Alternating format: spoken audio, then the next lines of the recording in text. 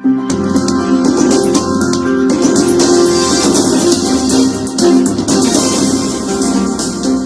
Jungle.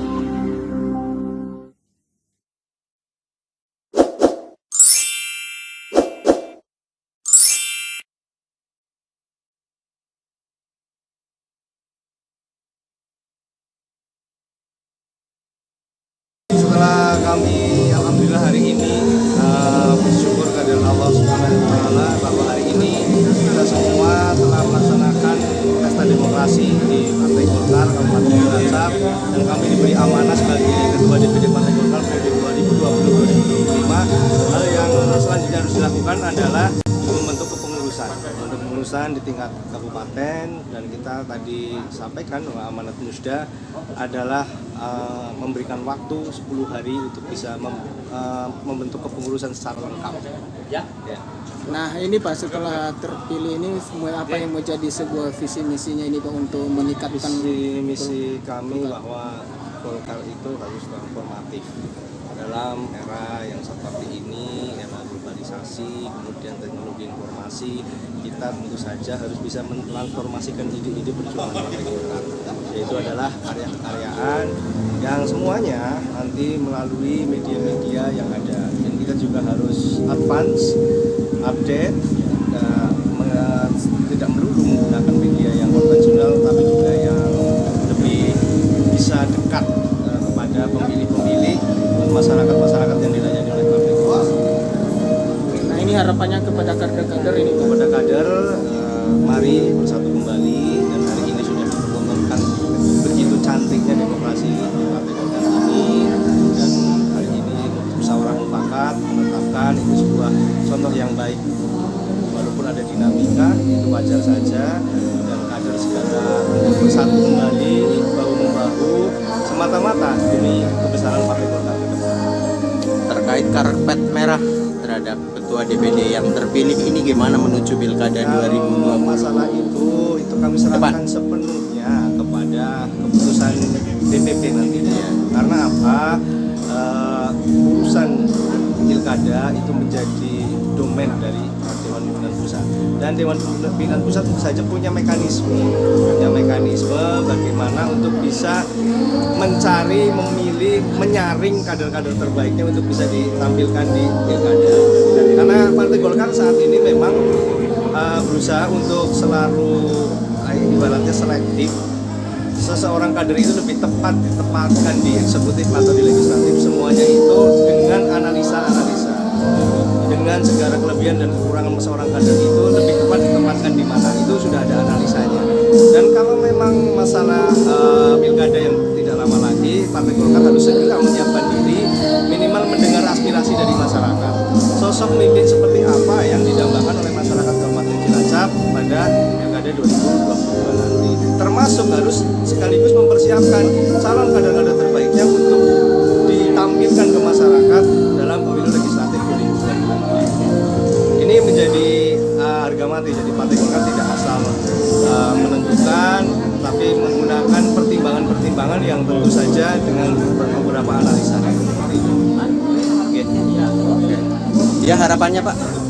Harapannya tentu saja, kami harapannya pasca terpilihnya pada hari ini, nanti perolehan suara Partai Golkar itu meningkat, perolehan kursinya. Dan yang lebih penting adalah bahwasanya Partai Golkar itu akan selaras dengan amanah dari masyarakat. Saya ucapkan selamat buat Pak Sindi. Semoga ke depan Partai Golkar di bawah pimpinan Pak Sindi akan semakin jaya. Terima kasih kepada rekan-rekan wartawan yang sudah mewawancarai kami, dan kami juga menyampaikan apresiasi yang tinggi-tingginya dengan keselenggaranya Musda ke-10 Partai Golkar Kabupaten Cilacap pada hari ini. Pak, ini di belakang ada bolo Sindi, maksudnya gimana ini Pak? Nah, ini kan merupakan kami yang milenial. Ya, tadi saya sampaikan ketika pidato politik masa terpilihnya, kami akan berusaha mensinergikan kekuatan potensi kekuatan yang ada di Partai Golkar. Ini kan semuanya milenial. Kecuali ini. Ini semuanya milenial. Ya, jadi memang ini ditujukan untuk kita lebih lebih dekat dengan anak muda seperti itu. Karena perlu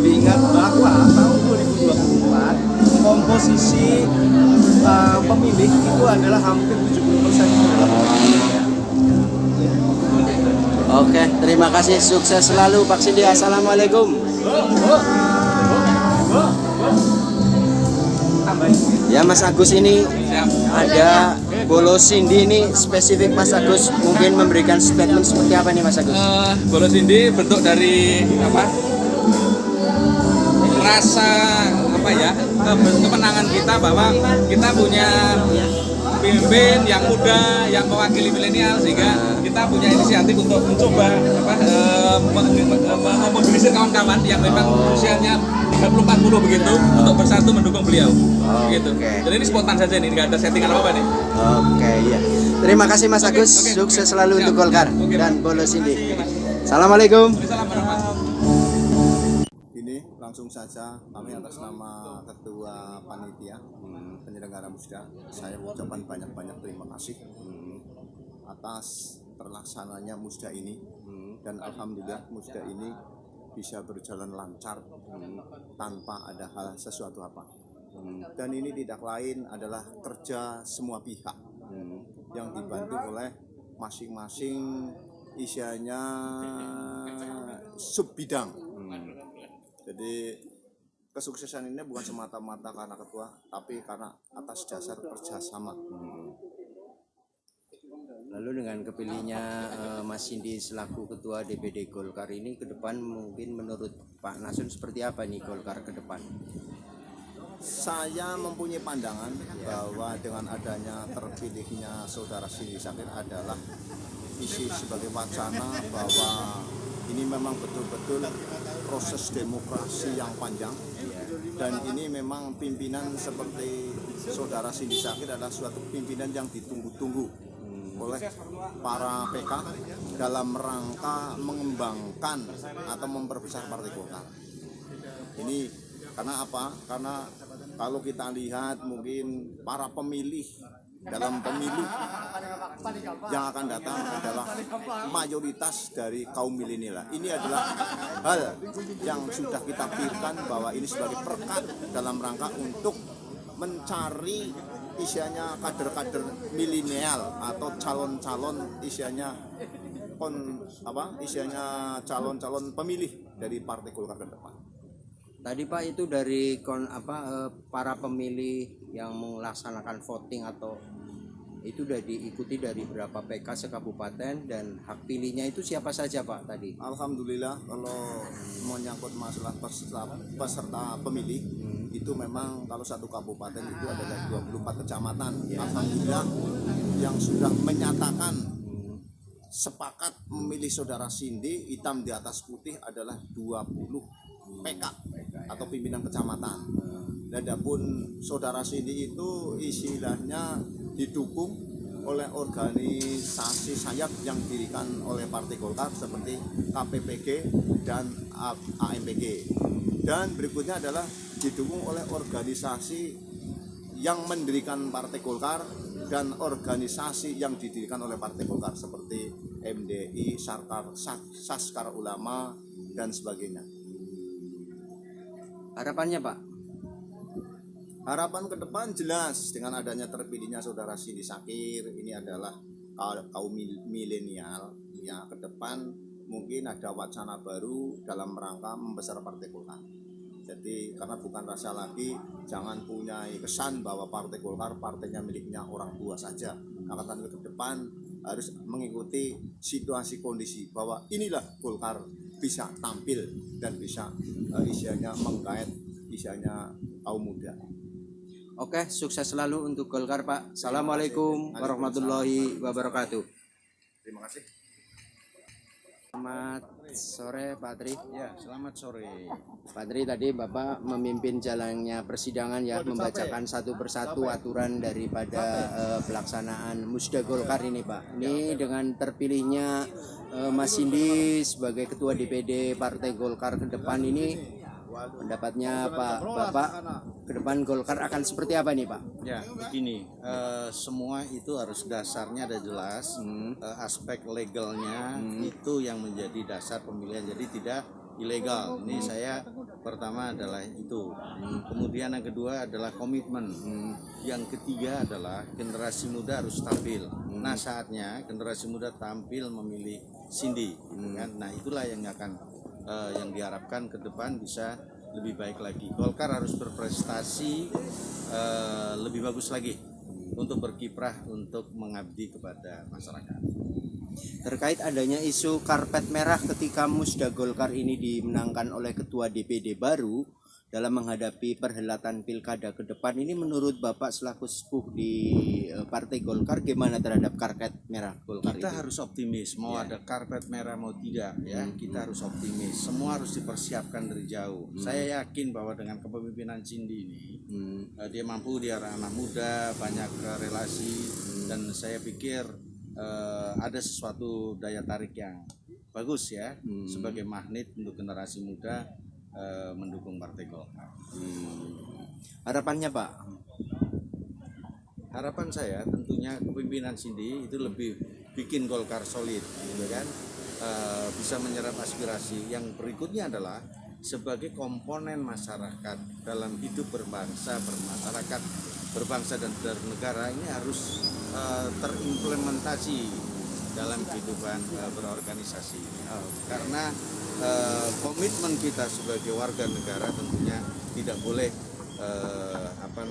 tidak boleh tersingkir ya, atau tidak boleh diabaikan, dan itu harus menjadi acuan. Letak pondasi dasar tadi dari kaum milenial yang akan diraup oleh Golkar, apa memang sebagai fondasi dasar untuk kemenangan Golkar ke depan ini? Gini, semua kita tahu bahwa itu tidak lepas dari sejarah.